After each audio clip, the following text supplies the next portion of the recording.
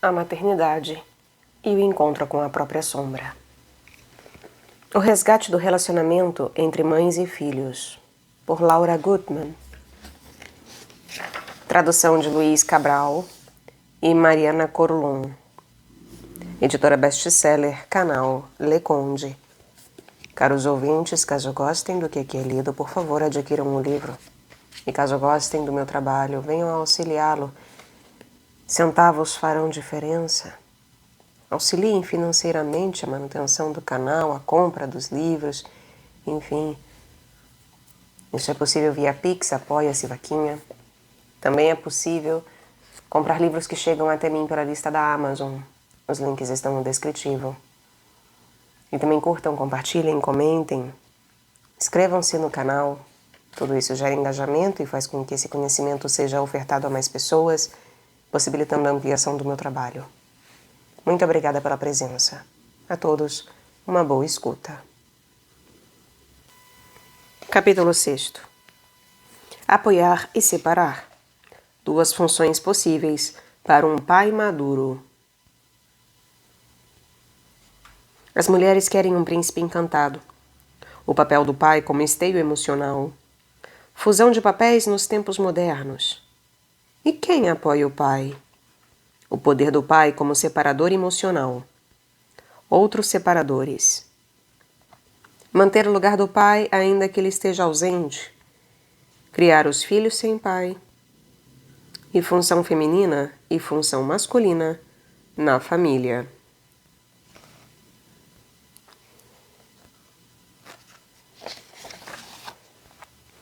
As mulheres querem um príncipe encantado.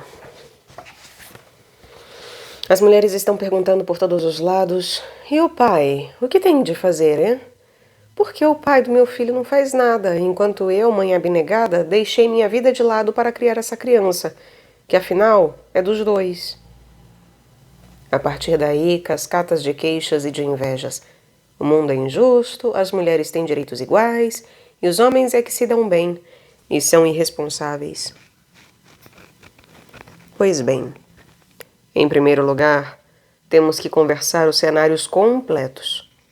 Se nós mulheres desejamos um homem maduro, responsável, aberto, generoso, disponível e atento a qualquer necessidade alheia, este, no mínimo, vai procurar uma mulher com um nível similar de maturidade emocional. Fica a pergunta: Nós somos essa mulher? Porque o que vai se formar em casa, na presença da criança, vai ser análogo ao que construímos juntos, antes do nascimento do filho em comum.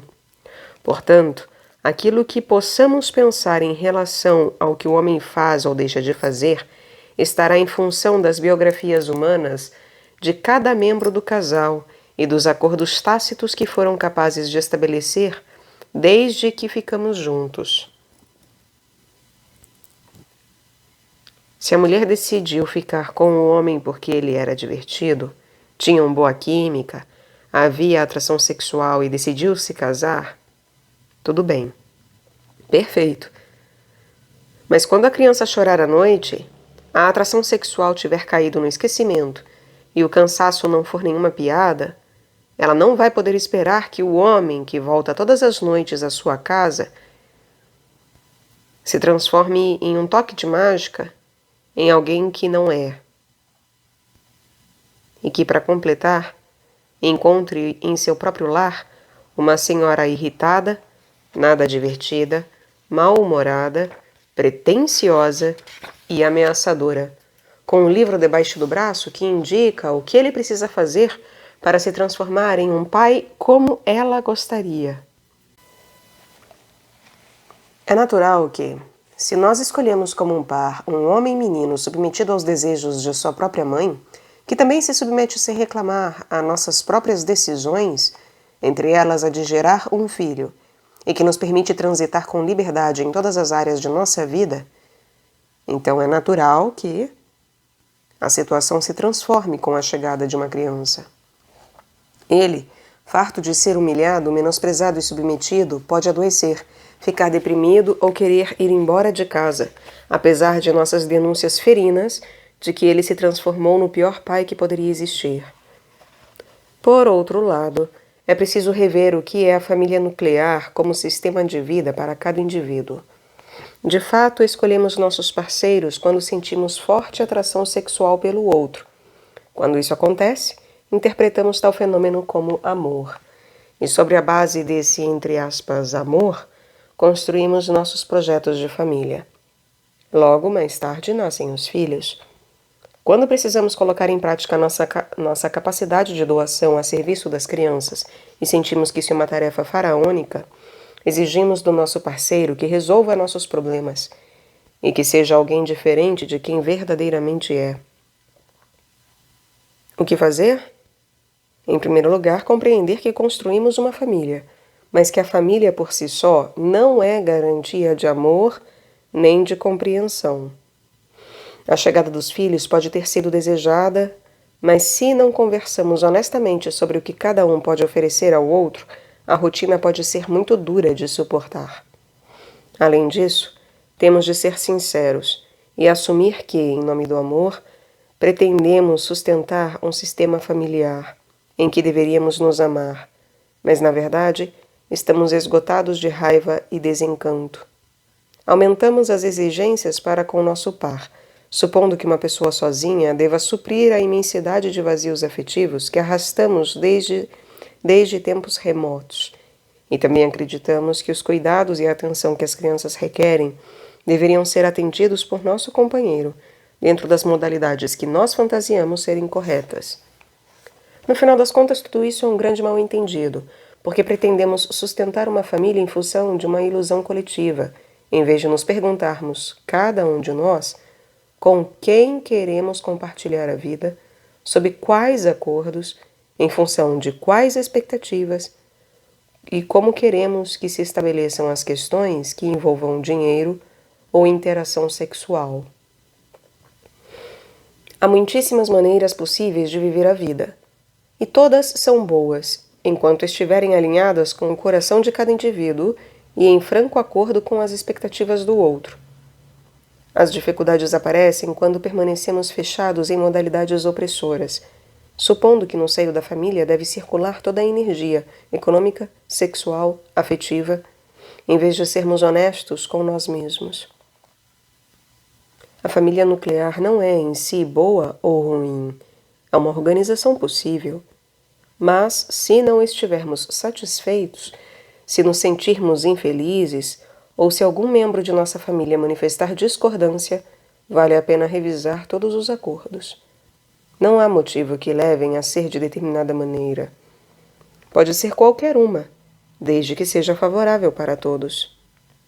No entanto, é verdade que as mães com crianças pequenas precisam de apoio, acompanhamento, solidariedade, compreensão e proteção de outros membros de sua tribo.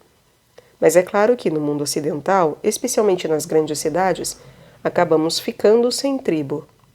Entendemos a busca emocional solicitando apoio, e o que encontramos mais perto disso é o homem que dorme em nossa cama, que na maioria dos casos foi nomeado pai oficial da criança.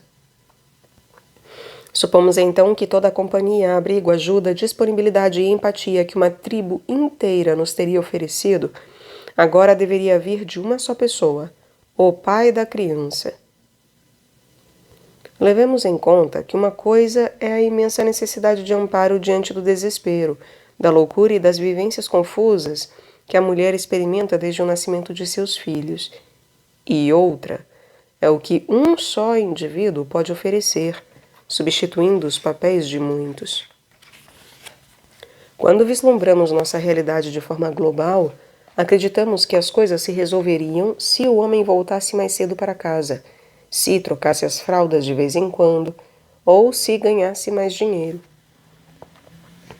É preciso admitir que somos somente duas pessoas, nada além de duas, e que tanto as mães quanto os pais estão sozinhos demais na complexa tarefa de cuidar dos filhos. Consideremos isso antes de pensar quais papéis o homem pode assumir quando o caos familiar e o cansaço invadirem a vida cotidiana. O papel do pai como esteio emocional. A função de um pai maduro se desenvolve em dois tempos. O primeiro diz respeito ao apoio emocional da mãe, e o segundo ao apoio a favor da lenta separação emocional entre mãe e criança. Com relação ao apoio emocional, isso é um conceito difícil de compreender para mães e pais em tempos pós-modernos. O apoio se refere ao cuidado e ao suporte que o pai pode dar à mãe para que esta possa cumprir com seu papel de maternagem. Requer uma atitude muito ativa. O que significa dar suporte à maternagem? Facilitar a fusão mamãe-bebê. Permiti-la e defendê-la. Para estar em condições de submergir na fusão, a mãe precisa se despojar de todas as preocupações materiais e mundanas. Deve delegar todas as tarefas que não sejam imprescindíveis à sobrevivência da criança, ou seja, tudo o que não se refira a amamentar, ninar, acalmar, higienizar, alimentar e apoiar o recém-nascido. As tarefas domésticas, a atenção aos filhos maiores, a organização do lar, a administração do dinheiro, os conflitos com outras pessoas, as relações intrafamiliares, o reconhecimento do mundo e as decisões mentais idealmente devem ser atribuídos ao homem, que deve tomar decisões pertinentes para liberar a mãe do reino terrestre. Para a mulher puérpera, esse é um período celestial, no qual sua consciência opera mais além da lógica e da causalidade. É necessário que se despoje dos pensamentos racionais e admita que atravessa uma realidade milagrosa e sem sentido aparente. A vida cotidiana continua com suas exigências e ritmos, e a tarefa do homem é justamente a de se encarregar de organizar e administrar a tarefa doméstica, a rotina doméstica. Defender a fusão do mundo exterior. Agoniadas e desorientadas, recebemos conselhos, críticas e sermões que circulam acerca do que deve ser feito. Desta forma, o homem tem a oportunidade de proteger o ninho, ser um intermediário, constituir-se em muralha entre o mundo interno e o mundo externo. Quase tudo o que chega do mundo exterior parece hostil à mãe, porque funciona em uma frequência muito elevada e veloz para a sutileza do recém-nascido, e desequilibra o mundo emocional da mulher puérpera. As mães fusionadas precisam de um defensor aguerrido que possibilite que elas se concentrem em sua função específica, sem precisar se armar contra o que está do lado de fora. Toda energia usada para se defender é a energia subtraída do processo de criação do filho. Concretamente, o homem deve zelar para que a mãe e a criança disponham do silêncio e intimidade, para que circulem pela casa poucas pessoas, ou apenas aquelas requeridas pela mulher, e prover o ninho só do alimento, do conforto e da tranquilidade necessários. É interessante observar como a maioria das aves age em seus ninhos. O macho entra e sai trazendo alimentos e evitando algum intruso que se aproxime, enquanto a fêmea não se afasta do ninho.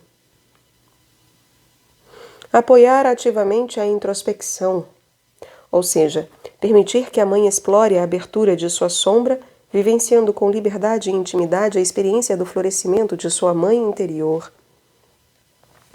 O apoio e o acompanhamento afetuoso permitirão à mãe que não se assuste com suas partes ocultas, que confie no processo e saiba que há uma mão estendida que ela poderá segurar nos momentos mais duros. Não importa se o homem compreende ou não do que se trata, importa apenas saber que algo acontece e que talvez a compreensão racional apareça mais tarde. Não há muito a compreender. É tempo de fazer a travessia intuitivamente. Proteger. Há muitos meios de proteger. Em nossa sociedade, isso se refere principalmente aos aspectos econômicos. Seria ideal que fosse o pai quem conseguisse, ganhasse, administrasse e organizasse o dinheiro necessário para cobrir as necessidades básicas da dia de mãe e filho. Liberar a mãe dessas preocupações lhe permite sustentar a fusão e a maternagem no período inicial. O homem deve manter o espaço psíquico disponível para tomar decisões, procurar ajuda, organizar o funcionamento familiar e resolver as questões do mundo material. Aceitar e amar sua mulher. Nesse período, o essencial é não questionar as decisões ou intuições sutis da mãe, que surgem como redemoinhos incontroláveis, pois respondem a uma viagem interior na qual ela está embarcada e da qual não tem controle.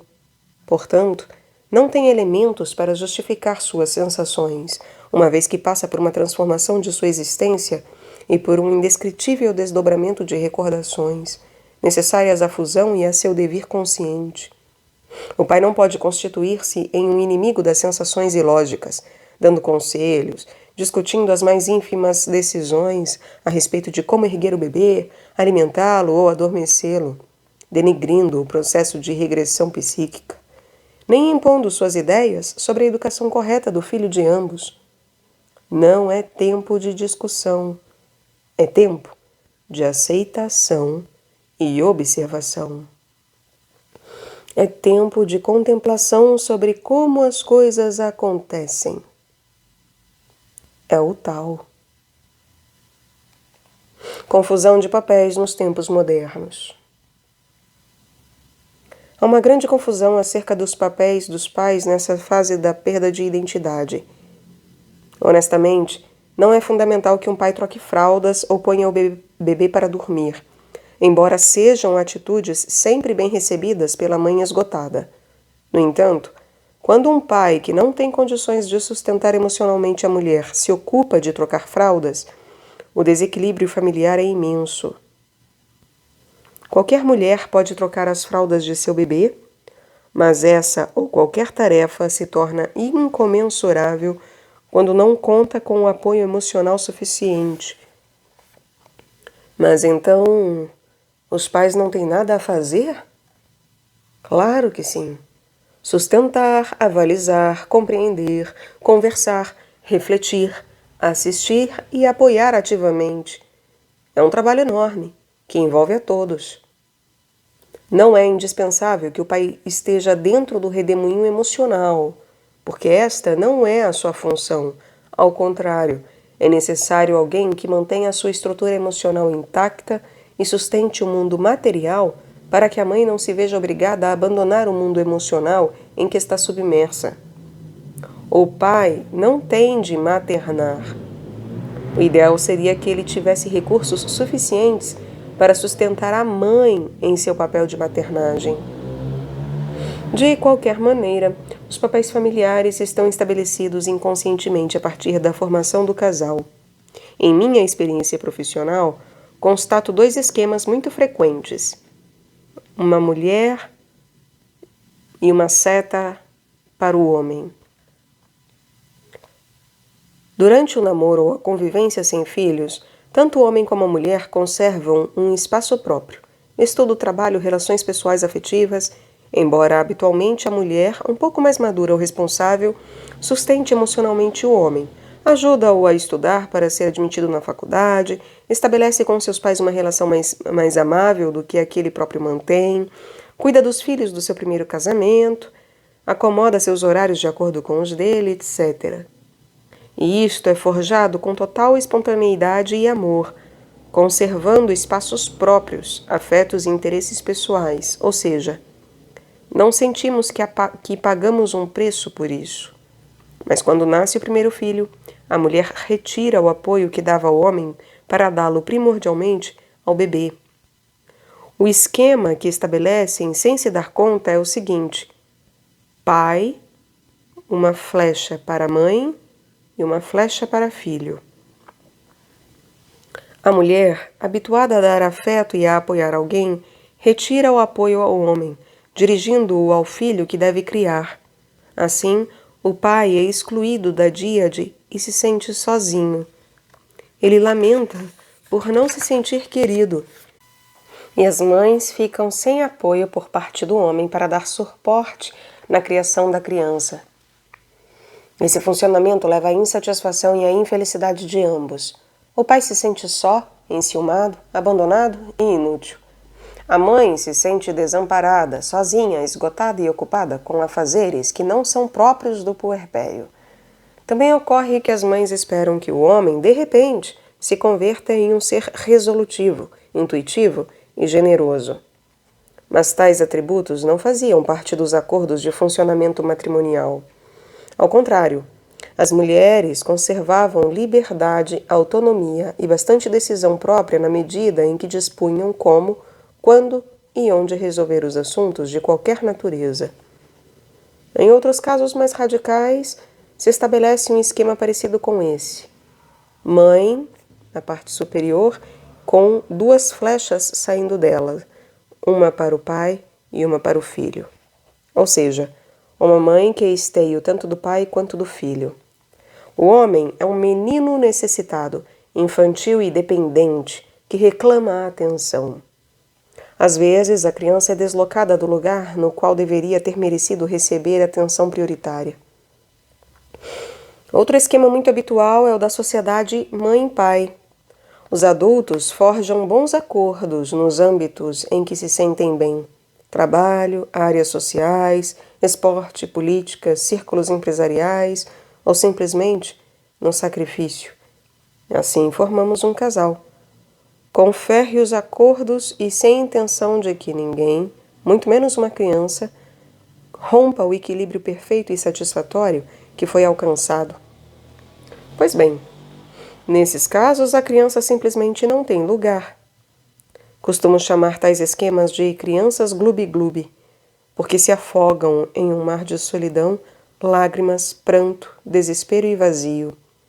Nesses casos, as mães não se sentem mal.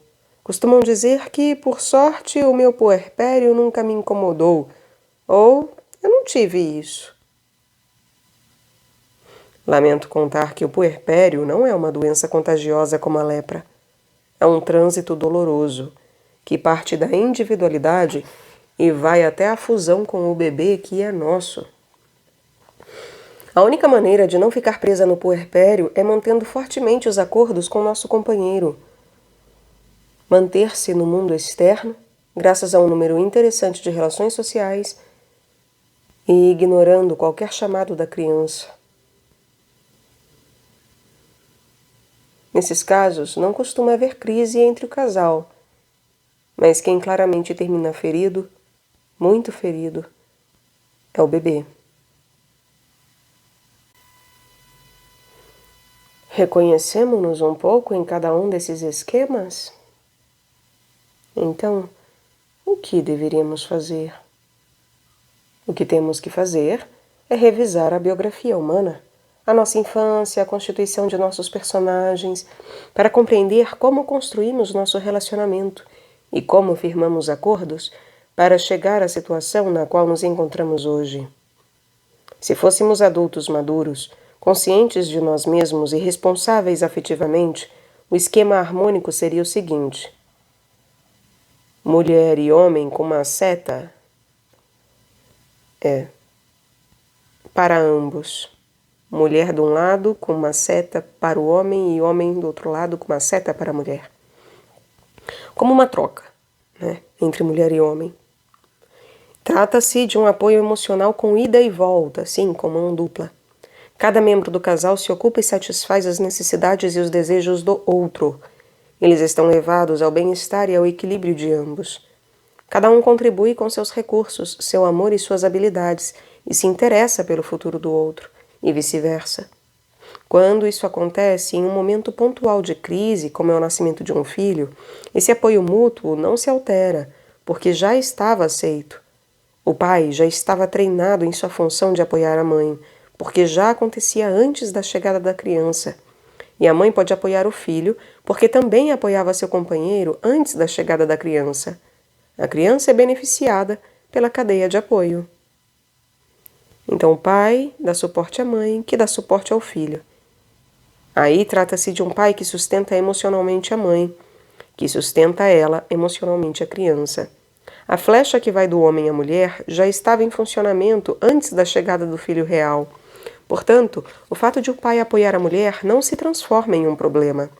A flecha que apontava da mulher para o homem muda temporariamente de rumo e se dirige ao recém-nascido, garantindo uma cadeia de apoios a um feliz exercício da maternagem. Lamentavelmente, as mulheres estão tão perdidas de si mesmas, se conhecem tão pouco e estão tão infantilizadas que costumam formular pedidos deslocados. A questão dos pedidos deslocados é aprofundada no capítulo Os Limites e a Comunicação. De qualquer forma, darei um exemplo. A mãe precisa ser abraçada pelo marido, mas em vez de fazer o pedido claramente, pede ao homem que banhe a criança. O pai responde com exatidão ao pedido explicitado. Dá o banho na criança. No entanto, a mãe fica insatisfeita. O banheiro ficou molhado, a temperatura não foi adequada, a criança chorou, etc. Na realidade, a sua necessidade original, que era o abraço, não foi explicitada e, portanto, ela não pode ser satisfeita. Eu faço esse esclarecimento porque costumamos confundir o apoio à mãe com ajuda na criação do filho. Costumamos confundir apoio à mãe com ajuda na criação do filho. E essas são duas situações bem distintas. Uma mãe apoiada, nesse caso bem abraçada, pode banhar a criança sem maiores problemas. Na criação dos filhos não são fundamentais as decisões intelectuais, só atuam as alternativas emocionais. Quando o pai está unido à díade por meio do apoio emocional à mãe, fica envolvido, constituindo assim a tríade.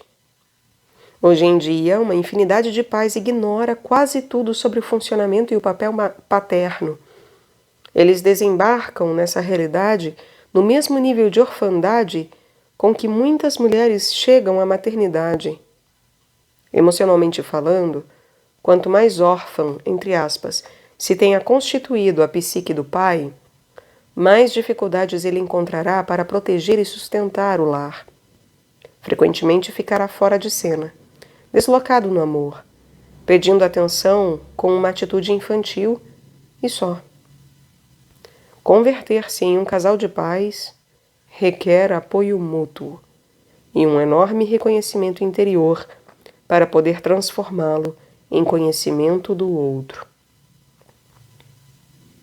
E quem apoia o pai? Prioritariamente, o homem é apoiado pela própria estrutura emocional, que não foi devastada pela erupção do vulcão interior depois do parto.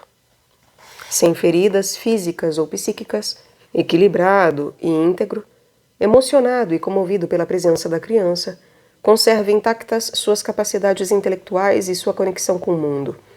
Essa estrutura emocional, que pode ser mais ou menos sólida, foi construída a partir da infância e é seu principal bastião para enfrentar as crises vitais. Em síntese, conta com o que conseguiu construir dentro de si, que se mantém inalterado. O homem costuma ser apoiado pelo trabalho, seu espaço de identidade e posição social. O âmbito no qual gera dinheiro mantém um posto fixo diante dos olhos dos demais. É reconhecido por suas aptidões físicas e intelectuais. É uma esfera pessoal por meio da qual reconhece a si mesmo. É seu ponto de contato seguro com o mundo exterior. Também é apoiado pela posição profissional, pelo prestígio, o poder conferido pelo dinheiro, a avaliação social de seu lugar no mundo, seu crescimento pessoal ou profissional, suas inquietações, sua autonomia nos movimentos e na disponibilidade do próprio tempo. Apoia-o, além disso, um fato pequeno, mas poderoso: o tempo de lazer. Aqueles 10 minutos que ele usa para ler com tranquilidade o jornal e são tão invejados pela puérpera, que ainda não teve a chance de ir ao banheiro, a meia hora de que dispõe para jogar sua partida de tênis, o tempo rigoroso que dedica ao asseio pessoal, sua sesta, que pode levar ao divórcio no período puerperal. Enfim, a autonomia e a liberdade que concede a si mesmo, independentemente do nascimento da criança, que alterou substancialmente o ritmo cotidiano da mãe, mas quase não incomoda o homem nas noites interrompidas pelo choro do recém-nascido. O lazer é um apoio fundamental para o equilíbrio emocional do homem, e é indispensável lembrar que ele é o único credor de tão apreciado benefício na criança. Quando os homens se queixam dos pedidos desmedidos das mulheres, que em geral são pedidos deslocados, é importante examinar se o homem é capaz de apoiar emocional e economicamente a sua mulher, ou se está localizado em um espaço infantil no qual acredita estar sozinho e sem contar com a ajuda de ninguém. Além do mais, é pertinente ter consciência da abundância de apoios sociais que os homens recebem pelo simples fato de serem o que são, homens em um mundo masculino. O papel do pai como separador emocional. Por volta dos 3 anos, depende da evolução de cada um, a criança começa a se desprender da fusão emocional com a mãe, anunciando a si mesma como um ser separado. Eu. É o momento ideal para que o pai intervenha amorosamente e com interesse, apoiando essa lenta separação no tempo adequado, liberando assim tanto a mãe como a criança. A tendência feminina é para a fusão. A tendência masculina assinala a separação. Pois bem, se não houve apoio para a fusão total, amorosa, saudável, terna, livre e permanente, não podemos esperar que alguém venha a separar. Porque, se a criança não completou internamente a fusão, saberá que não está preparado. Vamos imaginar um pai emocionalmente maduro, em um relacionamento com uma mãe emocionalmente madura. Convivem no pai 2 interesses genuínos. Por um lado, recuperar sua mulher como sujeito sexual e de amor. E por outro, relacionar-se diretamente com o filho, agora que este virou uma coisa mais parecida com uma pessoa. Recuperar libidinalmente a mulher amada. Tendo este desejo como motor básico, o pai cumpre seu papel de separador, dirigindo sua energia à recuperação do casal. Prevalece, acima de tudo, o genuíno desejo de recuperar sua companheira, pois sente que já é tempo de voltar à normalidade. A criança não parece precisar da presença tão apreensiva da mãe, e a deixa disponível para recuperar parte da vida normal. Esse período de aproximação entre o homem e a mulher coincide com o processo de separação da fusão vivida simultaneamente por mãe e filho. A criança vai se transformando em eu sou, e a mãe também vai recuperando seu eu sou separada da criança, reconquistando a maneira original e provisoriamente perdida de transitar pelo mundo terreno. Para realizar a separação emocional, é um alívio para a mãe que o homem a reclame. Durante esse processo de reconquista do espaço físico disponível, costuma acontecer a segunda gravidez. De fato, quase todos os irmãos nascem com uma diferença de 2 e 3 anos, porque quando uma mãe começa a emergir da fusão, fica em condições de recomeçar. O pai separa quando detém a criança lhe dizendo: "Esta mulher é minha. Agora eu e a mamãe estamos conversando, e você tem de esperar." Ou então: "Este passeio é só para nós dois. Eu quero passear sozinho com a mamãe." Esse período se caracteriza por uma volta à normalidade na vida do casal. Em uma família, é representado pelo seguinte esquema: a mãe e o pai com uma flecha entre eles, que é bidirecional, em termos de que é uma mão dupla, vai da mãe para o pai e do pai para a mãe, e uma flecha que sai da mãe para o filho e que sai do pai para o filho. Os pais retomam um vínculo recíproco de apoio e ambos participam da criação do filho. Relacionar-se diretamente com o filho é possível, mas o homem agora tem um interesse genuíno. Muitos homens afirmam que conseguem se relacionar bem com as crianças quando é possível conversar. O início da linguagem verbal coincide justamente com o período de separação emocional, entre os 2 e os 3 anos. O pai passa a ter uma relação direta com a criança, levando-a ao mundo social, ao que está fora, o esporte, as atividades, o trabalho, o escritório, a aventura, etc. O pai é quem senta a criança diante do volante do carro, leva-a para pescar e ensina alguns truques. Definitivamente, são os pais que colocam as crianças no mundo adulto. E essa tarefa é contraditória para as mães. De fato, a adaptação ao jardim de infância ou qualquer situação nova se torna mais bem-sucedida quando é o pai quem acompanha o desprendimento. A separação é masculina, enquanto a fusão é feminina. Pretender fazer o que cabe ao outro por natureza nos submete a péssimas experiências.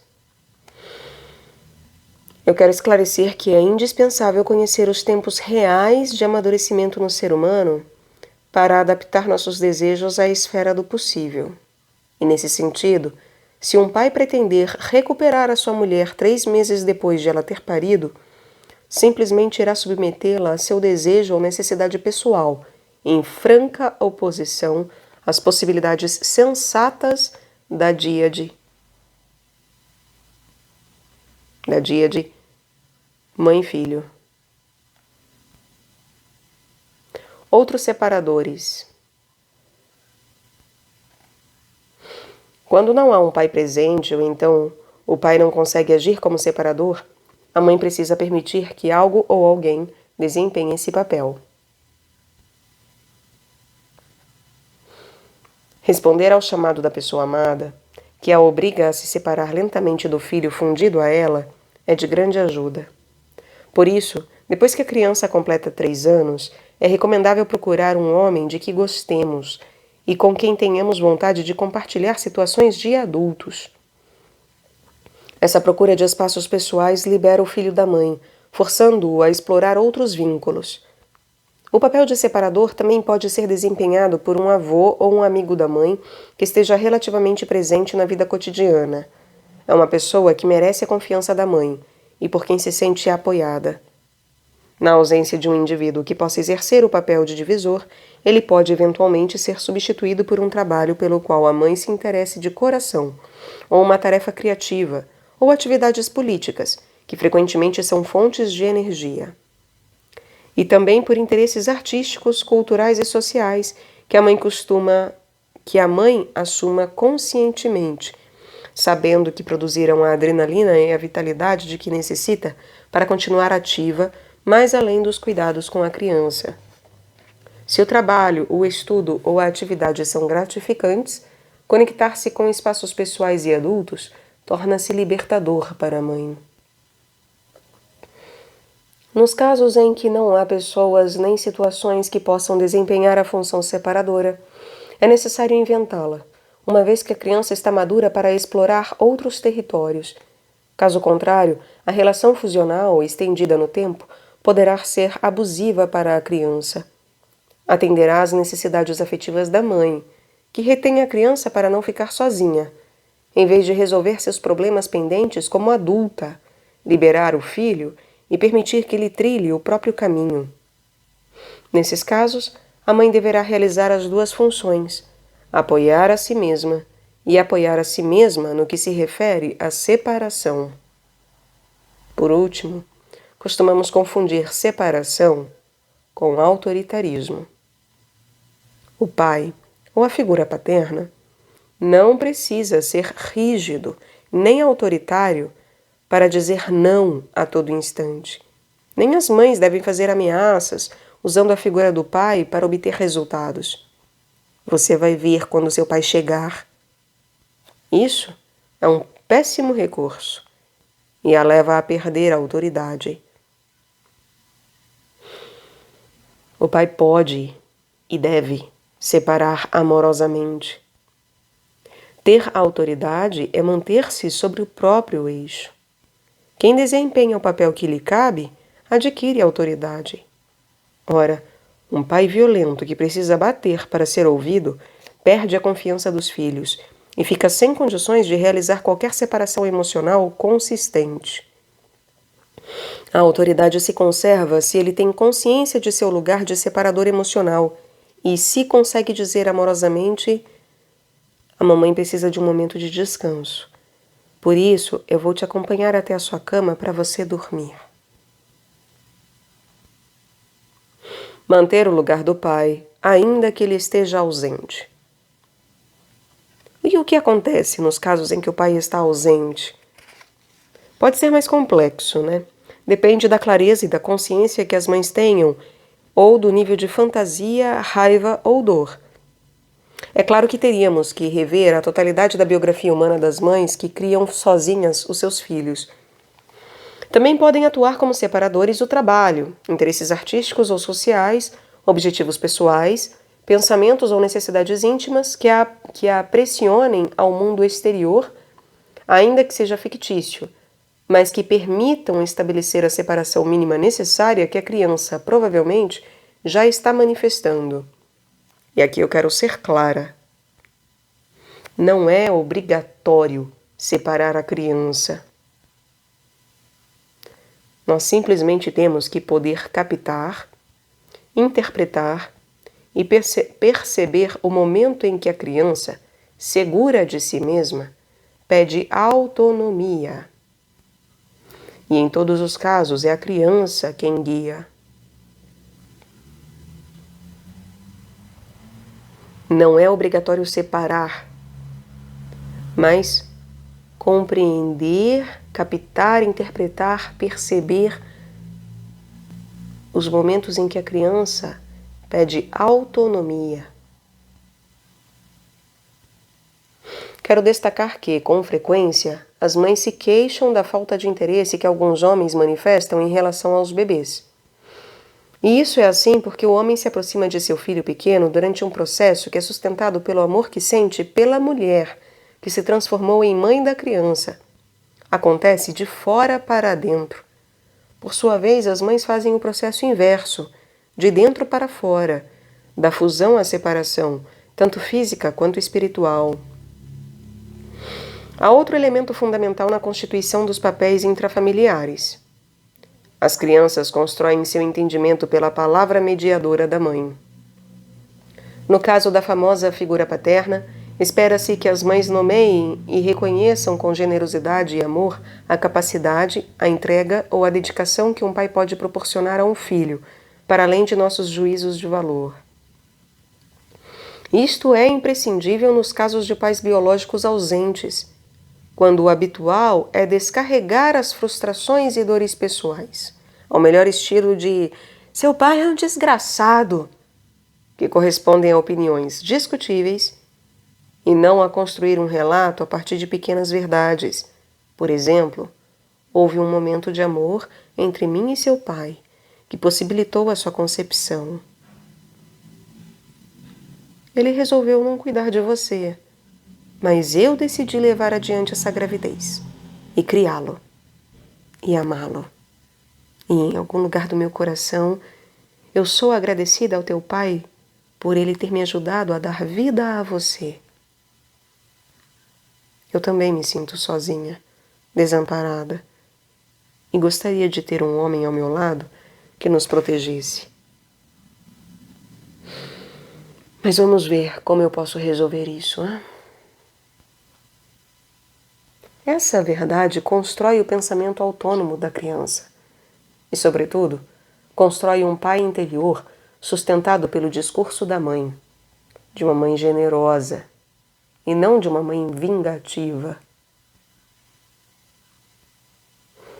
Em situações opostas, em que o pai é presente, mas o discurso da mãe o desautoriza constantemente, o dano à criança durante o processo de constituição de seu pai interno pode ser grave. Seria conveniente que as guerras dos adultos fossem travadas entre adultos, sem colocar as crianças no campo de batalha. Há mães que transferem todos os seus interesses pessoais para o filho. A consequência disso é uma criança sobrecarregada pelo campo emocional da mãe. Deveríamos aceitar que ninguém veio a este mundo para preencher as expectativas do outro. Os homens são peças valiosíssimas nesse período de criação, embora sua simples presença não baste para que sejam eficazes na tarefa da separação. É verdade que os pais não contam com uma ajuda precisa para saber se posicionar no triângulo amoroso. A atitude do homem é mais eficaz quando corresponde a seus desejos íntimos, que, em geral, têm a ver com o desejo de recuperar a mulher, de reconquistar a vida sexual. Esse impulso o obriga a interferir nas exigências constantes da criança em relação à mãe, instalando uma dinâmica compatível com sua capacidade de enfrentar o mundo a partir de seu eu separado. Nesse sentido, as mulheres deveriam estar mais atentas às suas reais necessidades, pedindo o que, na verdade, querem obter: carinho, amor, atenção ou olhar, em vez de pedir que o outro brinque com a criança. Naturalmente, esta é uma atitude bem-vinda, mas não realiza a separação emocional. E a separação emocional é um processo lento, como qualquer criação. Creio que o ser humano se erige totalmente em pessoa separada na adolescência, quando se rebela, quando enfrenta os parâmetros sociais dos pais e procura fervorosamente um caminho pessoal.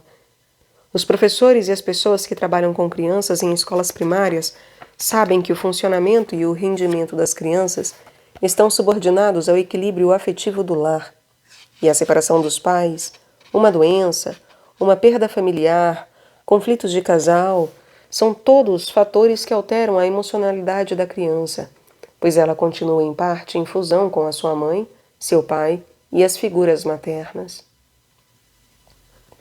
Eu quero deixar claro que o processo de separação emocional só começa ao redor dos 2 a 3 anos e culmina na adolescência.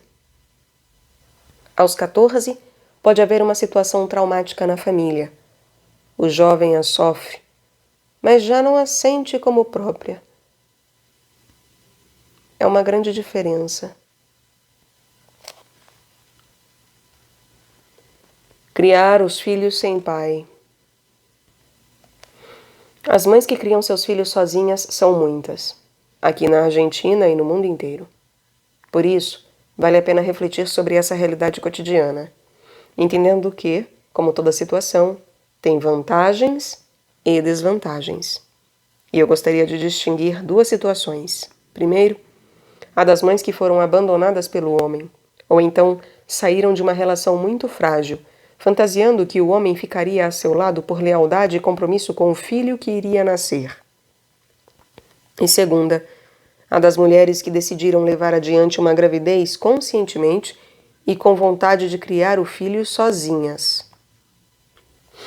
No caso das primeiras, que foram abandonadas, que lamentavelmente formam a maioria, são recorrentes primeiro a fantasia e depois a raiva, quando constatam que não recuperaram o homem e que o bebê também não conta com um pai que cuide dele.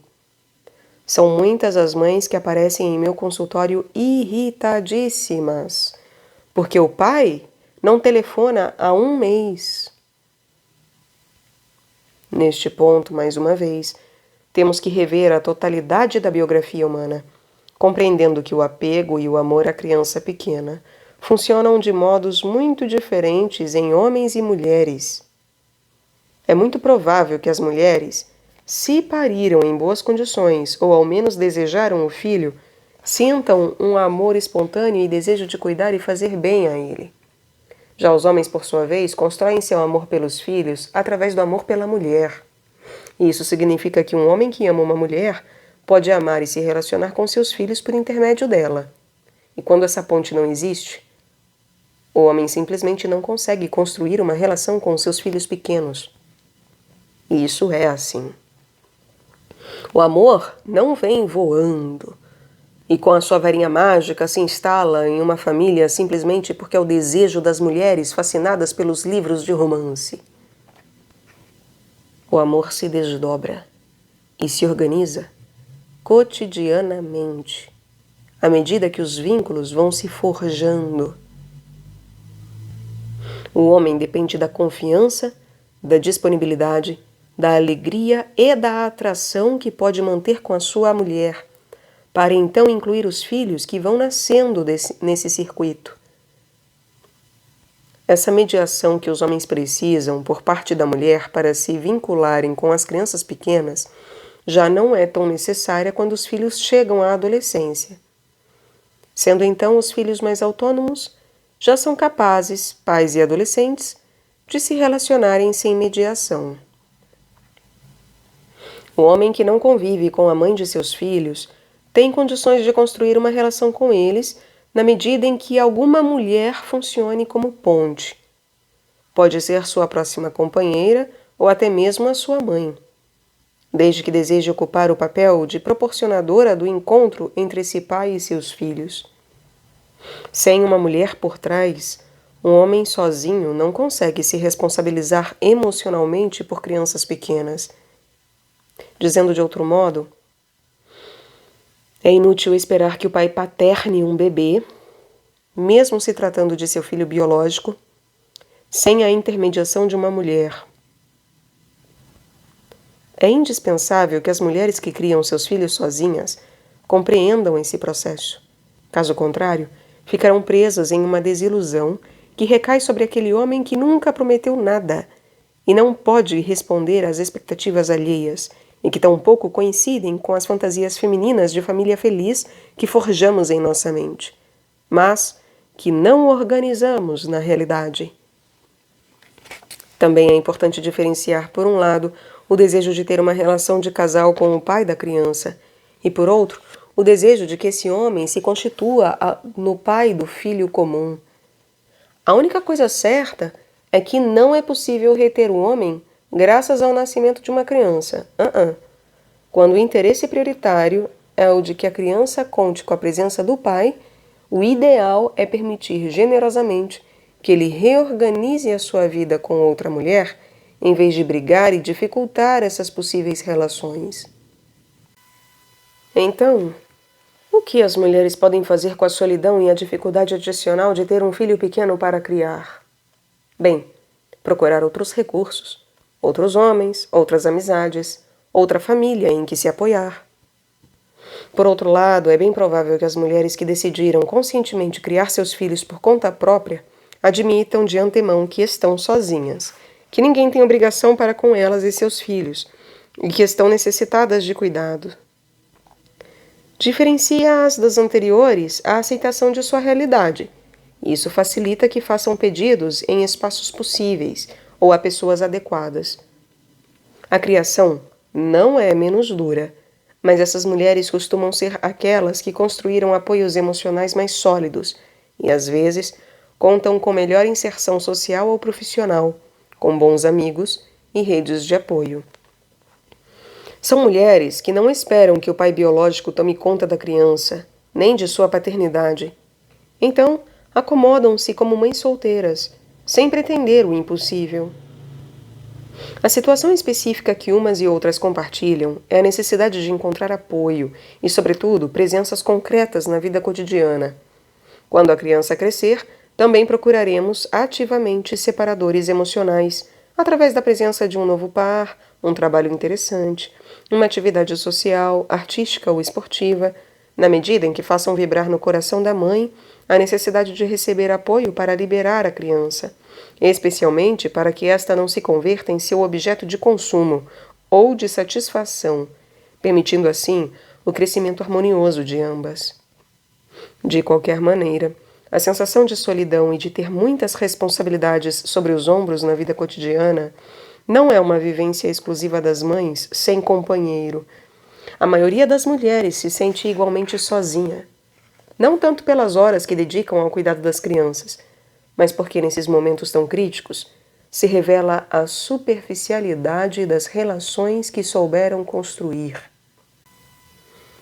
O pouco contato emocional que têm consigo e, portanto, com os outros, a falta de profundidade e de sinceridade com relação à sua realidade afetiva, o peso dos padrões culturais, morais ou religiosos que pouco têm a ver com o que acontece de verdade, além do pouco costume de encararmos seriamente as dores antigas, o desamparo histórico e a incapacidade que arrastamos desde tempos remotos para forjar relações comprometidas, generosas e maduras. A única diferença entre a época em que não havia os filhos e o momento da vida com crianças pequenas é que já não é possível se fazer de boba. A reclamação da criança real dói, incomoda, nos tira do sério, confronta-nos com as próprias deficiências afetivas. E já não é possível sustentar uma vida superficial. Para avaliar a solidão, em vez de pretender que o homem ampare, proteja e supra todas as necessidades insatisfeitas desde a nossa infância, então, para aliviar a solidão, podemos construir redes de ajuda, apoio, encontro e troca entre as mães de crianças pequenas. Não temos cultura nem costume de fazer redes sociais, mas vale a pena tentar. Os grupos de mães estão sendo organizados espontaneamente e, a princípio, têm esse propósito. As mães precisam estar em contato com os seus semelhantes, com as suas semelhantes, sobretudo se a vida cotidiana se desenvolve em um âmbito muito restrito. Refiro-me também ao ambiente físico, vivendo em apartamentos nos quais fica sufocante permanecer com a criança muitas horas, quanto no social, quando se perpetuam os vínculos com as mesmas pessoas, e muitas delas tóxicas ou depredadoras, da tentativa de aproximação emocional com o filho. Justamente abrindo as portas, tentando novas relações e especialmente procurando mulheres que estejam atravessando situações similares, será possível encontrar apoio, compreensão e alegria para que o período de maternagem seja o menos sofrido possível. Função feminina e função masculina na família.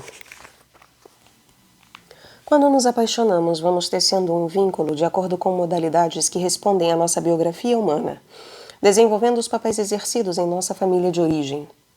Às vezes, somos as mais responsáveis, as mais infantis, as diligentes, as caóticas, as mentais, as estudiosas, as medrosas, as fantasiosas, as resolutivas, as independentes ou as violentas.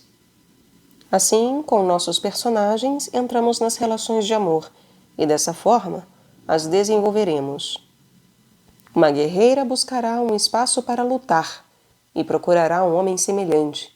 Uma hiperresolutiva buscará um homem incapaz de resolver qualquer coisa, justamente para poder desenvolver os lugares de poder, etc.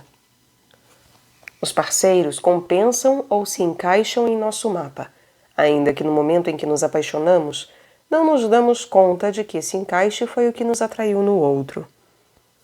E vice-versa. Enquanto somos simplesmente dois adultos vivendo juntos, as coisas funcionam muito bem. sobretudo porque ambos conservamos tempos pessoais, nos quais cada um pode suprir a si mesmo do que o outro não dá. Por exemplo, se eu gosto de ter vida social, mas meu companheiro não é sociável, eu simplesmente organizo encontros amistosos em horários disponíveis e não sinto que essa modalidade solitária do outro seja um problema para mim. Em geral, as mulheres costumam se encarregar de apoiar a vida emocional dos homens. Talvez seja um hábito cultural, ou uma incumbência bem ancorada em nossa sociedade. Facilitam as relações entre o homem e sua família, entre o homem e os filhos do seu primeiro casamento, entre o homem e a sua ex-mulher, etc. Isso lhes é fácil, e além do mais, é o que tem para oferecer na relação de amor. Simultaneamente, elas dispõem de tempo suficiente para o estudo ou trabalho e seus próprios vínculos com parentes e amigos. É nessa etapa que deveríamos fazer com que a relação se construísse da maneira mais equilibrada possível no que diz respeito ao apoio emocional. Lamentavelmente, não se percebe a falta de apoio ou de cuidado emocional do homem para com a mulher. Ocorre que ninguém percebe isso. Por outro lado, é bem visível quando o homem fica responsável pelo sustento econômico da mulher, coisa que não é nada desprezível, mas, pelo menos, é possível quantificar. Só que no universo das emoções, as coisas não são tão simples. Até aqui estamos profundamente apaixonados. Nasce o primeiro filho. Parto, amamentação, visitas pediátricas, impacto. Cansaço. Quebra. Primeiro esboço de família. A mãe destina toda a sua energia aos cuidados da criança. Não lhe sobra nada, pois a criação de seu pequeno filho consome toda a sua energia. Perde a sua identidade, seus espaços de referência, às vezes seu trabalho, seu tempo de lazer, algumas amizades, sua liberdade pessoal. Sente-se esgotada, mas acostumada a cuidar sozinha do seu campo emocional, não lhe ocorre pedir ajuda nesse sentido. Sempre autoabasteceu seu equilíbrio afetivo. Mas agora, à beira do abismo, descobre que o bebê, além do leite, suga algo mais intangível, intraduzível. Leva a sua alma. Neste ponto, a mulher puérpera se vê diante de uma sensação de grande desamparo afetivo. Sabe que é amada, mas experimenta um vazio indescritível que a impede de se sustentar. Percebe-se imensamente só. Seu estado de espírito é frágil, embora aparentemente reine a felicidade na família. O homem, por sua vez, se esforça para satisfazê-la, mas a abordagem não é frutífera, uma vez que o apoio emocional do homem à mulher não foi previamente construído. De uma hora para outra, essa dinâmica fica evidente. É quando a mulher não tem sobras emocionais que possa colocar a serviço de si própria e precisa imperiosamente do apoio emocional do homem ou de alguém. Aceitam-se extraterrestres na falta de humanos. E seja como for, desde que nos compense. Aqui entra em jogo uma das articulações imprescindíveis a um funcionamento familiar harmônico e pouco frequente. Precisamos compreender que a função primordial masculina na constituição da família é sustentar emocionalmente a mulher.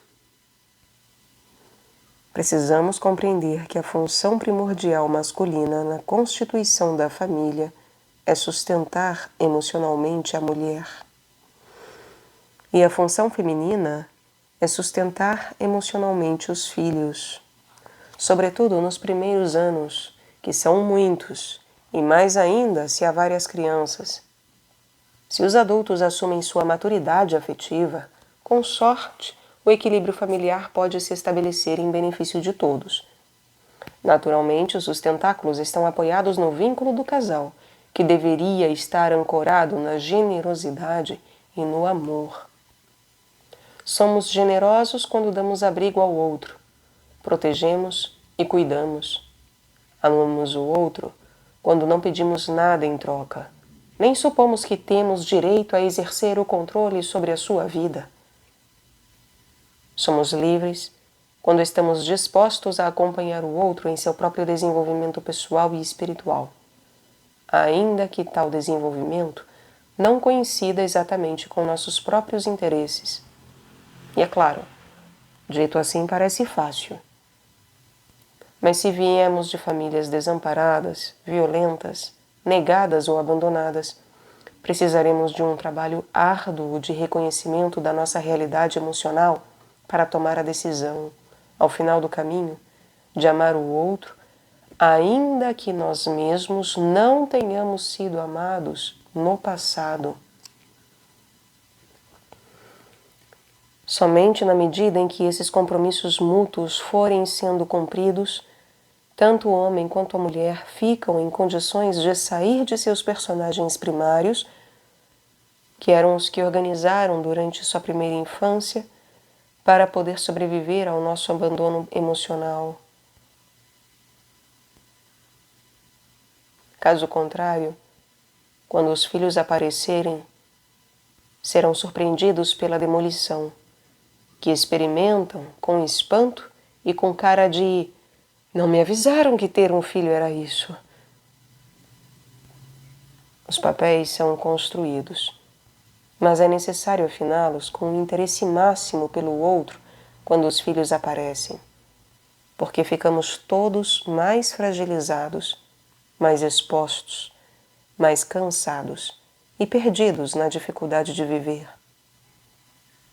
A melhor pergunta que nós, homens e mulheres, podemos nos apresentar para facilitar o encontro é: o que você precisa de mim hoje? O que você precisa de mim hoje?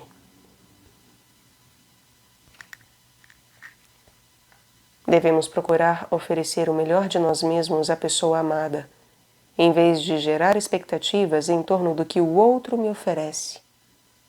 Embarcar em um projeto familiar requer o máximo de generosidade e a convicção de que é necessário construir uma cadeia de apoios para possibilitar a criação dos filhos.